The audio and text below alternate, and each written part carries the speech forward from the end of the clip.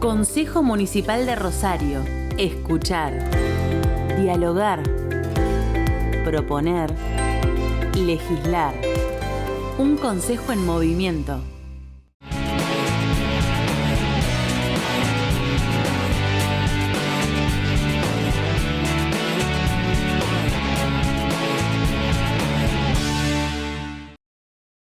Hola, ¿cómo les va? Soy Claudio Rigoli y esto es Sobran los motivos.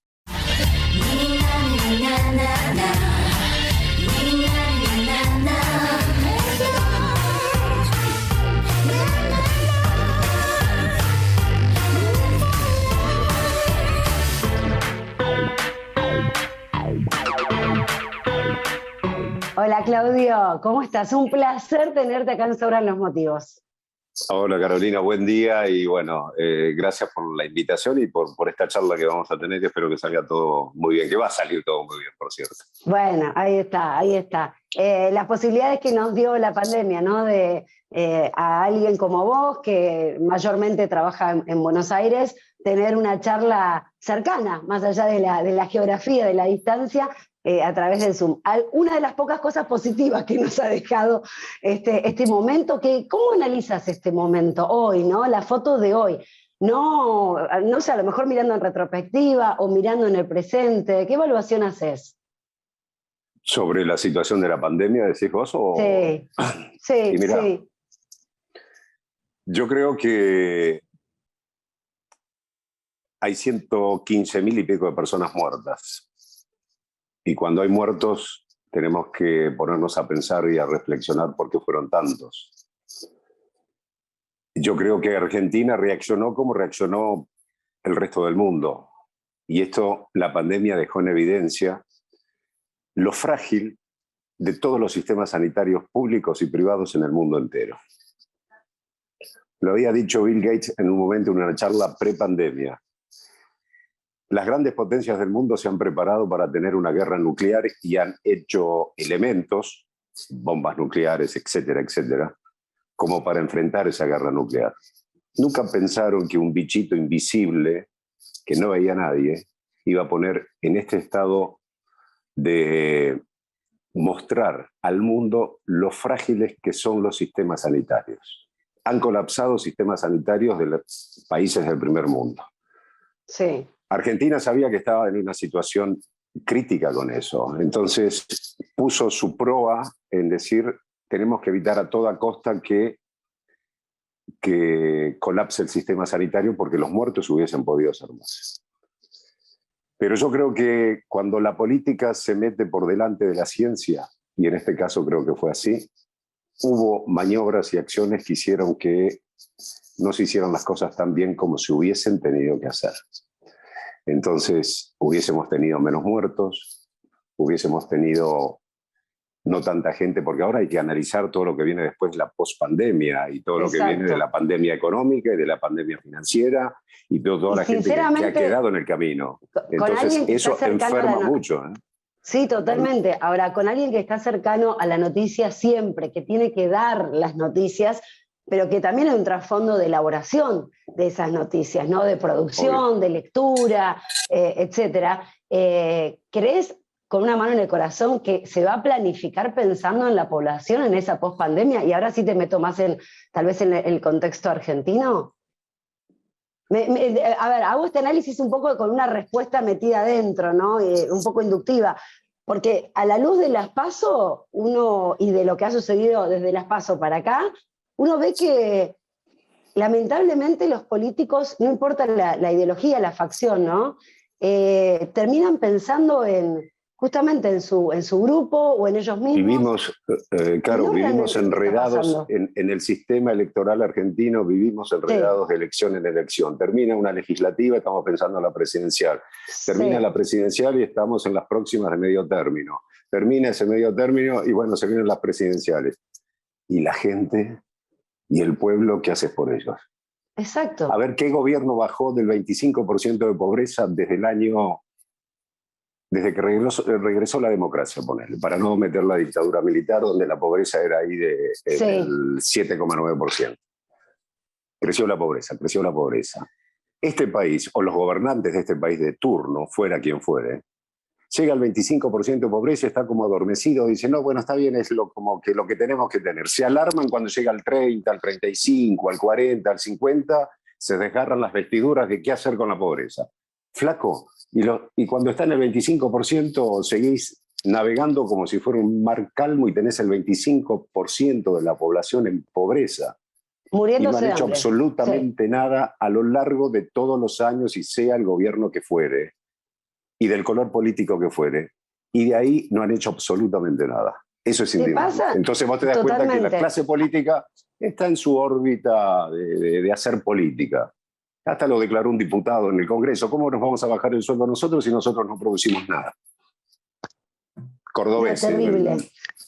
Terrible, indignante, como decís vos. ¿Cómo haces como conductor, como periodista, a través de todos los años? Porque es como vos decís, lamentablemente no ha ni cambiado ni mejorado la cosa, ¿no? De quienes nos dirigen y quienes hemos votado. Para no salirte un poco de ser solo presentador. ¿Te parece, en todo caso, saludable este periodismo que hoy también se da, digamos, el espacio para poder tener una opinión? Más allá de qué opinión tenga y de qué lugar venga, ¿no? ¿Qué opinas de...? Algunos lo llaman periodismo militante. No, el periodismo militante no es periodismo. Arranquemos de ahí. Bien. Son dos cosas distintas, ni que fuera ni de un lado y del otro. El periodismo es periodismo, y es decir, más en un producto como el que hago yo, que es un noticiero, el producto importante del noticiero no es el conductor es un intermediario entre el televidente y ese producto que vas a mostrar en la pantalla, que es un informe sobre un tema determinado. Y ahí tienen que estar todas las versiones posibles sobre ese tema y todas las opiniones posibles. Entonces, es distinto cuando yo tengo un programa periodístico, de entrevistas periodísticas y a políticos, y en donde yo por ahí puedo llegar a emitir una opinión. Pero en el noticiero, es decir, es mostrarte a vos, Carolina, que estás en tu casa sentada o con tus hijos, tu marido, tu familia viendo el noticiero, decirle, bueno, mira, este pasó hoy. Y este opina fulanito y este opina menganito sobre este tema. Yo, lo del periodismo militante para mí es desastroso, porque eso ya es campaña política, ¿me entendés? Entonces no tiene sentido. Y la cuestión de la grieta, porque si trabajás en un lado creen que sos de ese palo, y los que están en ese palo te dicen, pero vos no sos militante y por eso no sos de acá. O sea, como que estás en el medio y la grieta y te tratan de tibio. Y yo digo, ¿y qué ganamos con la grieta? ¿Qué ganamos con ser yo el fanático? Decir, yo soy el único que tengo la verdad de este lado. Yo soy el único que tengo la verdad de otro, y nosotros vamos a arreglar el país, y nosotros somos los únicos que defendemos al pueblo. Nadie ha hecho nada por el pueblo. Hay que decirlo claro eso. Absolutamente. Absolutamente, coincido. Y así como te digo, claro, que no se ha hecho nada con la pobreza, no se ha hecho nada con la educación. Mirá que yo vengo de un pueblo muy chiquito en Entre Ríos. Cuando nací ahí, me vine acá a Buenos Aires en el 80, eran 5.000, 6.000 habitantes.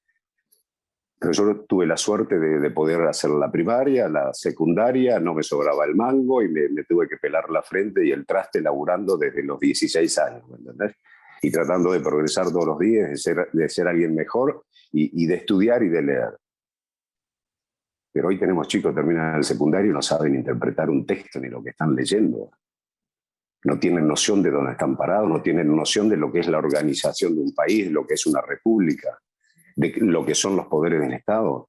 Son esos que los toman de la nariz y los manejan así, forman parte de esa masa que es maleable, pobre. Masa que afortunadamente creo que se está indignando ahora.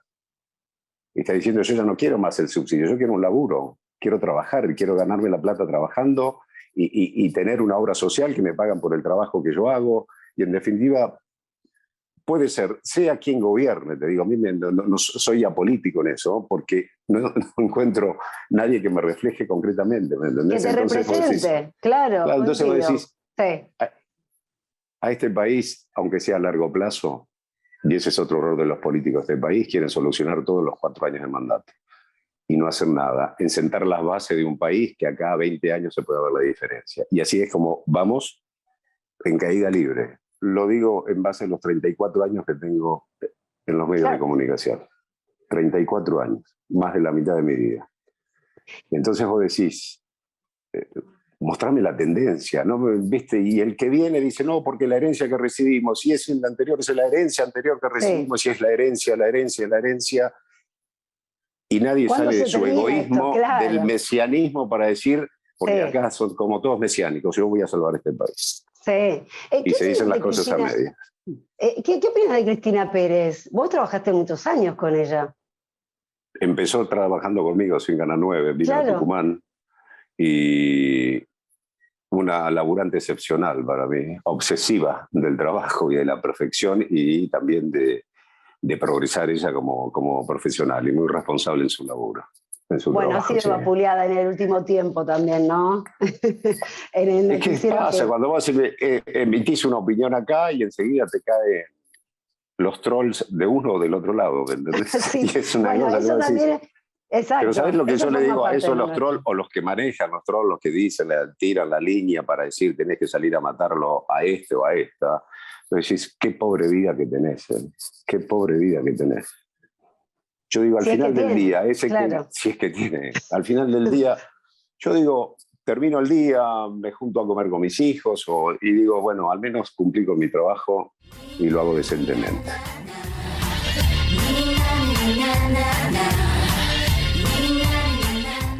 ¿Ya elegiste tu profesión? En la Universidad del Gran Rosario te ofrecemos carreras universitarias con la mejor proyección profesional. ugr.edu.ar.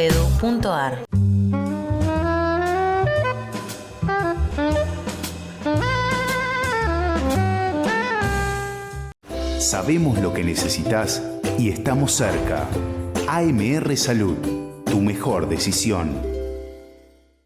Para cuidar tu salud y la de los demás, mantén los hábitos de higiene. Usa cubreboca, respeta las distancias.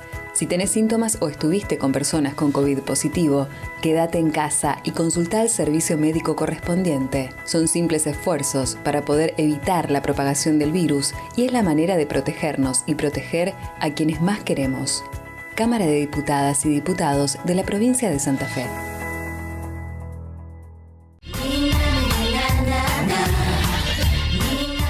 Vos estudiar medicina. Sí. Era, viste que vos sos chico, adolescente, qué sé yo, o al menos esa generación. Yo tengo 61, ¿no? Y era como la cuestión obligada, si tenías alguna intención de qué hacer con tu futuro, pensar que ibas a estudiar. Y bueno, mi primer amor estaba ahí en la medicina, sin lugar a dudas. Y siempre digo lo mismo, ¿viste? Si te ponen en la situación, si volvieras a tener 18, 19 años y volvería a elegir medicina, intentaría ingresar a la facultad. Bueno, pero y no se dio. Es una carrera como muy, muy profunda y en donde uno se tiene que capacitar permanentemente. Si tienen claro que quiere ser un profesional a la altura de las circunstancias. Bueno, estamos hablando en pandemia, ¿no? Ni hablar. Sí. Pero bueno, nunca es tarde, a lo mejor puedes estudiar algo vinculado a la medicina, si es que te gusta. No tenés tiempo. Sí, yo no me atrae. Sí, me cuesta ahora tiempo. Y bueno, y entiendo también que la vida te va plantando caminos o te va poniendo puertas que vos abrís y que se pueden cerrar y que pueden ser y que no pueden ser. No soy un obsesionado de decir... ni tampoco el mandato paternal. Yo soy médico, vos vas a tener que ser médico, yo soy abogado, vas a tener que ser abogado, ¿no? Entonces, eso te iba a preguntar, ¿tus viejos no te indujeron a que estudies medicina? No. Nada, hacé lo que quieras, pero estudiá y capacitás. Y bueno, igual que mis hijos, yo estoy relacionado con los medios de comunicación y mi hijo es arquitecto y mi hija es economista, entonces hacen de su vida. Yo soy de Estudiantes de La Plata, ellos son de Boca, ¿entendés? Entonces, yo los dejo... Bueno, heredaste esa libertad, claro. Es que no somos dueños de su vida, ¿entendés? Los trajimos al mundo, somos responsables de eso, pues yo creo que lo más enriquecedor como experiencia de vida para uno es ver la libertad de tus hijos y que ellos manejen y sean el eje de su propia vida. Después, si son de tu equipo o no son de tu equipo, está todo bien. O estudian la carrera que fuera. Si los ves felices a ellos, yo creo que ahí está el verdadero placer de la vida. Totalmente. ¿A vos te decían o te siguen diciendo el conde? Sí. Me dicen todos los amigos que tengo en los medios de comunicación. Mis amigos de la infancia, de mi pueblo o del resto de mi vida, digamos, me llaman por mi nombre, digamos, pero nació en la jerga de los noteros cuando empezamos a laburar, y yo siempre, como estaba prolijito, impecable, con traje, corbata, y nos encontrábamos con los noteros a las 6 de la mañana que arrancamos a laburar. Los mismos noteros, todos los canales y radios, a las 11 de la noche, porque laburábamos como locos en aquella época. Y bueno, hasta que Carlitos Sperger, un camarógrafo de Canal 13, le dice a mi camarógrafo, Ernesto Bálsamo, dice, che, ¿cómo hace este hijo de que son las 11 de la noche y es como si hubiese salido de la ducha recién? Mirá cómo está el otro con la corbata por acá, ¿viste? Y el Ebra Bálsamo le dice, no digas nada, pero en tono de broma, ¿me entendés? Él es de sangre azul, dice, él es un conde, pero es un tipo muy humilde, nunca te lo va a decir. Y ahí arrancó Carlitos y dice, che, conde. Y ahí fue, viste, sumándose esas cosas. ¿Y cómo me acuerdo que fue en el Salón de los Justos en Casa de Gobierno. Fue que empezó esa historia a las 11 de la noche, ya por el año 88, 89, por ahí más o menos. Siempre estás impecable. Si hay algo que te distingue, Claudio, más allá de tu voz y tu solvencia, es ese estar impecable todo el tiempo, ¿no? Pero ya a lo mejor lo traías de chico. No, desde chico, sí. Claro. Sí. Yo andaba, iba de guardapolvo blanco al colegio y volvía y estaba como si me lo hubiese puesto recién, ¿no? Y mamá siempre decía, no, yo a Claudio lo puedo, con delantal blanco, lo puedo poner a pintar una pared que va a volverse ninguna mancha en el guardapolvo, ¿entendés? Y la gente que no sabe, le decimos, porque la gente se debe pensar que sos hijo único, ¿viste? No. El niño impecable. No, el menor de 8 hermanos. ¡Wow! Sí, 8 hermanos. 4 varones y 4 mujeres. Sí, no había televisión y no miraban el noticiero en aquella época. Y de verdad no había televisión, más o menos. Mamá tiene, hoy en día que vive en Paraná, mamá. Ajá, tiene 92 para cumplir 93 años ahora. ¿Volvés seguido a Rosario? Mamá a los 30 años, mamá a los 30 años tenía los 8 hijos. Se casó en aquella época, imagínate una señora hoy de 93, se casó creo 18 o 19 años. A los 30 años tenía los 8 hijos. Yo hace muchos años que le digo, mamá, portate mal porque el cielo ya lo tenés ganado, no te hagas problemas. Totalmente. Por todo lo que hizo por los 8 hijos, es una obra de amor incondicional, inconmensurable e inigualable, te diría. Todo lo que ha hecho esa mujer. Claudio, y bueno, has tenido la pérdida de tu viejo, hay una historia por ahí en donde quedan cosas pendientes, ¿no? Tal vez no del día a día de las charlas, pero sí algunas cuestiones que te hubiese gustado hablar en este plano. La pérdida de tu hermano también. Yo creo que lo de la muerte de un padre, uno es como que lo va asumiendo con el paso de los años. Entonces uno dice, bueno, cuando murió papá yo tenía 43 años, y a los 43 años uno entiende que la lógica de la vida es que van muriendo los padres y es así, lamentablemente. Distinto es cuando a un padre se le muere un hijo, como le pasó a mis padres, o cuando se te muere un hermano, sin lugar a dudas, joven, 32 años. Y entonces es un golpe durísimo y bueno, y la memoria es emotiva.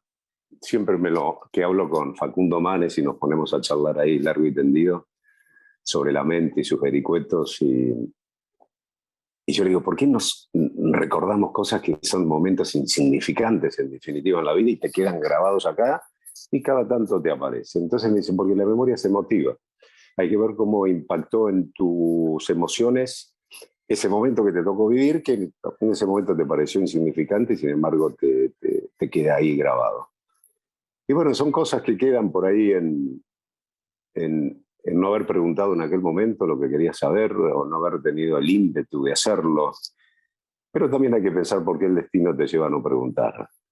Y la vida tiene esos misterios que a veces no tienen respuesta, digamos. Claro, hay que respetarlo y asumirlo como que no fueron. Y si no se dieron en su momento, no se dieron por algo.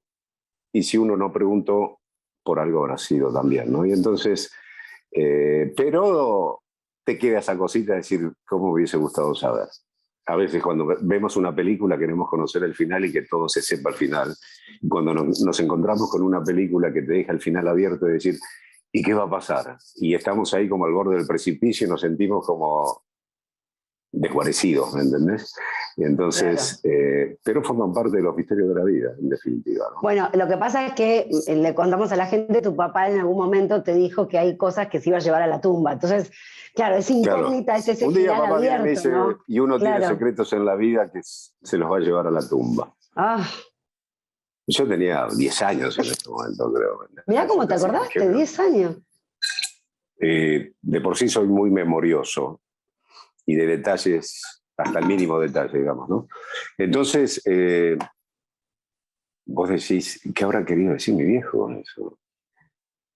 Algunos me dicen, mira, pudo haber sido una broma por ahí. Y por ahí pudo haber sido eso. Claro, claro. O como puede haber sido algo que, qué sé yo, que salió al patio de la casa y abrumado por algo y dijo algo en voz alta y yo por ahí lo escuché sin la intención de él que yo escuchara, ¿entendés? Por ahí algo, todos tenemos algo que nos cuesta decir y nos cuesta hablar y nos cuesta expresar, todos.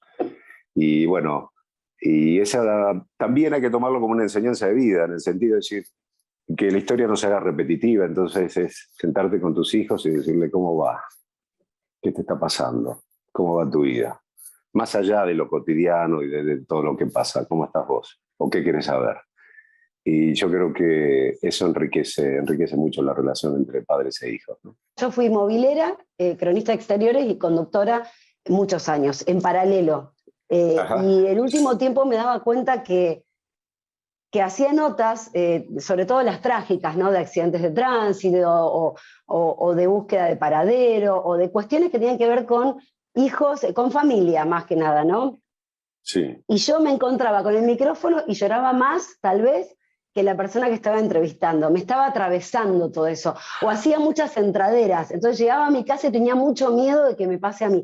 Me estaba atravesando la coyuntura, pero de una manera muy personal. No podía dividirlo. Entonces dije, acá llegó. Ya está, esta etapa ya está.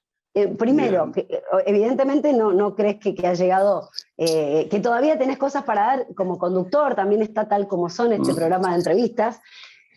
Y segundo, ¿te permitís a veces esto que te atraviese la noticia? Llorar, reír. Sí, me costó mucho tiempo porque yo era como muy riguroso, muy estructurado, y romper todo ese esquema de no mostrar mis emociones me cuesta hacerlo en la vida privada, me cuesta, imagínate, en el medio público. Y yo consideraba muchos años, imagínate, yo 34 años en el 9, 9 años de notero, 10 años y después 24 años conduciendo noticieros. Creo que estoy en un récord en la televisión argentina con eso. Sí. Amén de eso. Las inundaciones ahí en tu provincia, en Santa Fe, las grandes, cuando Reutemann era gobernador, era 2006, creo, ¿no? Que fueron ese año, ponele, no me acuerdo bien ahora en este momento. Yo estuve, sí. Bueno, yo estuve cubriendo esas elecciones ahí, las inundaciones, digo. Sí. Y fue la primera vez que me quebré al aire, haciendo una nota en vivo con el Negro González Oro, que tenía un programa a la tarde en ese momento en Canal 9. Porque pasó un señor que me hizo acordar a mi papá, un señor que iba llorando, canoso, Memoria mayor. emotiva. Memoria emotiva, y era como que el señor había perdido todo con la inundación, cosa trágica, ¿me entendés? Y a partir de ahí es como que fui más permisivo conmigo y fui mostrando emociones. Y no te digo que lo hago muy al cotidiano, por cierto, pero el otro día tuve que despedir en cámara a un asistente de piso, un compañero, un amigazo de muchísimos años, un tipo fenomenal y que murió, pobrecito, y no quería yo emocionarme, pero viste, cuando la emoción te invade de una forma, y bueno, me pasó también. Cuando estuve, qué sé yo, en el programa de Andy Kuznetsov, también hablando de estas cosas que hablábamos recién, y por un momento me emocioné. Y sé que manifestar las emociones es sanador para uno. Y es cierto que nos tenemos que formar una coraza en mostrar cuando estamos en nuestro trabajo, porque si no tampoco podemos transmitirlo de la forma ideal que tenemos que transmitir a quien nos está viendo. No es de estar ajeno a lo que le pasa, pero sin lugar a dudas yo he tenido y tengo días en que llego al camarín después del noticiero y siento, ¿viste? ¿Qué me pasa muchas veces? Siento que la señora que está sentada ahí o que entrevisté y que le mataron al hijo, le violaron a la hija y que es un drama tremendo. Y a mí me pasa que llego acá y yo digo, bueno, termino noticiero, salgo de acá, me voy a encontrar con amigos o con mi hijo, mi vida sigue normal y esto fue un hecho puntual. Esa mamá que se fue del estudio o que entrevisté en el móvil, sí, hoy la vida la tiene partida al medio, ¿entendés? Entonces yo digo, muchas veces me juega en contra de decir, pero yo no puedo solucionarle la vida a todo el mundo y siento ganas, como decir, estar acompañándola y siento como que invadí mucho su intimidad por estar preguntándole cosas y es compleja la situación. Es una misión un poco terrible. Si podés resumir en una palabra o en una frase, ¿qué es lo que Claudio todavía tiene que aprender y qué es lo que tiene que agradecer?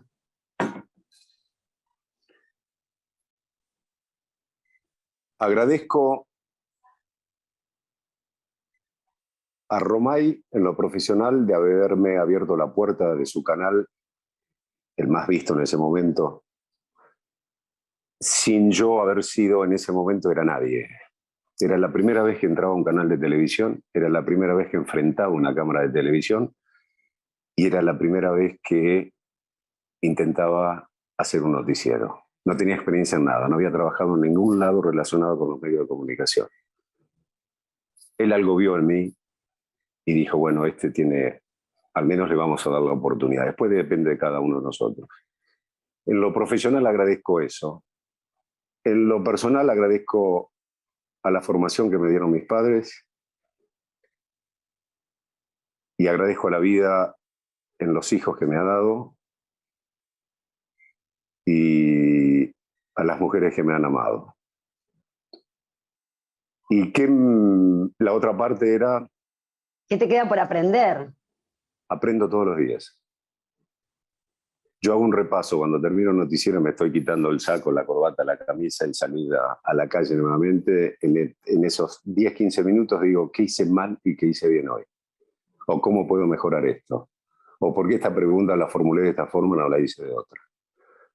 Hay que aprender todos los días, pero por más que uno crea que tenga muchísimos años en esto, se sienta cómodo. Y tengo que aprender a hacer radio, la asignatura pendiente. No, quizás haya noticias dentro de poco. No, porque la televisión me consumió todo el tiempo. Yo laburaba, en los 10 años que fui notero, laburaba 16 horas por día, eso más, o me iba de viaje, volvía. Y siempre está esa asignatura pendiente ahí dando vueltas. Lo Así vas a que hacer, siempre hay cosas para aprender.